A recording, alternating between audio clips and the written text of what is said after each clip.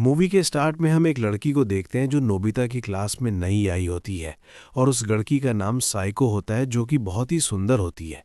आप क्लास की सारी लड़कियां साइको को अपना इंट्रोडक्शन दे रही होती हैं, तो तभी साइको भी अपना प्रोफाइल कार्ड निकाल कर सबको देती है और सबको कहती है कि तुम लोग भी अपना अपना प्रोफाइल कार्ड बनाकर मुझे देना।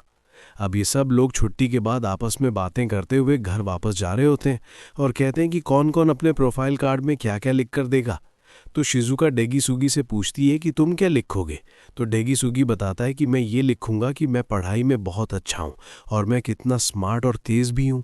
तो जियान कहता है कि मैं तो ये लिखूंगा कि मेरी आवाज़ बहुत सुरीली है और मैं जब भी गाता हूँ तो सब लोग झूम उठते हैं, और जब सुनियो की बारी आती है तो वो अपनी लंबी लंबी बातें फेंक कर बात को ख़त्म कर देता है।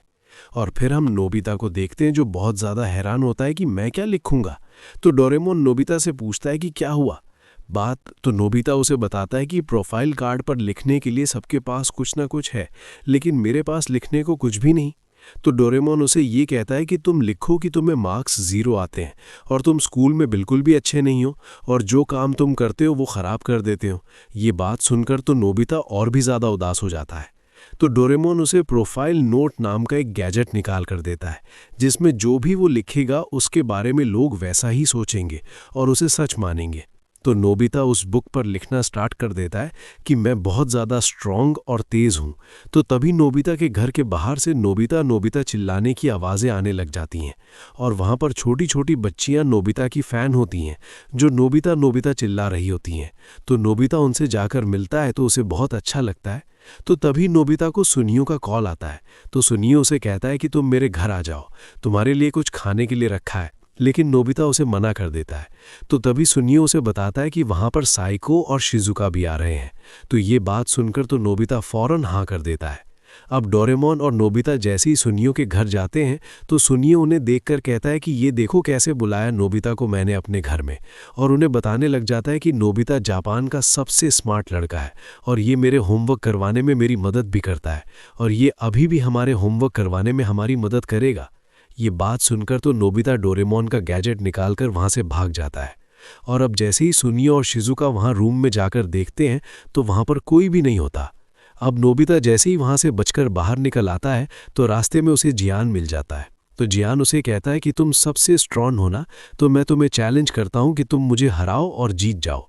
यहाँ पर तो नोबिता बहुत ज़्यादा डर जाता है और जियान से कहता है कि मैं स्ट्रांग नहीं हूँ, तुम स्ट्रांग हो। लेकिन जियान तो उसकी एक भी नहीं सुनता और उसको मारने के लिए उसका पीछा करने लग जाता है और वो दोनों भागते भागते ग्राउंड में पहुँच जाते हैं।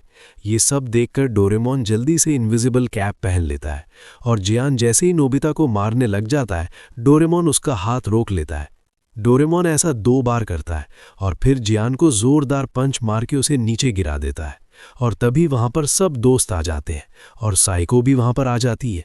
तो नोबिता साइको से कहता है कि देखा मेरा पंच, मैं कितना स्ट्रांग हूँ, मैंने एक ही पंच में से गिरा दिया। तो साइको उसे कहती है कि मुझे ऐसे लड़ाई करने वाले लड़के बिल्कुल पसंद नहीं। ये सुनकर तो नोबिता बहुत हैरान हो जाता है।